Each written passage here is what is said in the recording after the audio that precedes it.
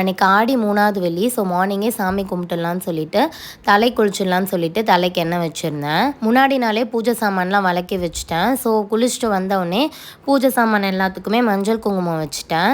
முன்னாடிலாம் நிறைய பூஜை சாமான் யூஸ் பண்ணுவேன். பட் அது வந்து வாஷ் பண்ணுறதுக்கு ரொம்ப கஷ்டமாக இருக்குது. ஸோ அதனால் இப்போலாம் எது எது தேவையோ அது மட்டும் யூஸ் பண்ணிகிட்ருக்கேன். அப்புறம் ஹஸ்பண்ட் கிட்ட பூ வாங்கிட்டு வர சொல்லியிருந்தேன். நான் போனால் யூஸ்வலாக எல்லோ சாமந்தியும் பன்னீர் ரோஸும் வாங்கிட்டு வருவேன். எனக்கு அந்த 2 பூவோட கலர் காம்பினேஷன் ரொம்ப பிடிக்கும். பட் இந்த டைம் வந்து அவங்க வயலட் சாமந்தி வாங்கிட்டு வந்திருந்தாங்க. அதுவுமே பார்க்க அழகாக தான் இருந்தது.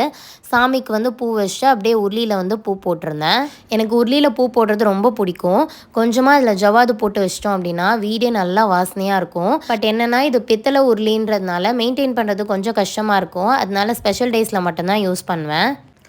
அன்றைக்கி கொஞ்சம் வெளியே போகிற வேலையும் இருந்துச்சு. அதனால பிரசாதம் எதுவும் செய்ய முடியல. ஸோ அதனால சாமிக்கு வந்து மாதுளம்பழம் மட்டும் வச்சுட்டு தீபாரத்தனை காமிச்சு சாமி கும்பிட்டு முடிச்சிட்டேன்.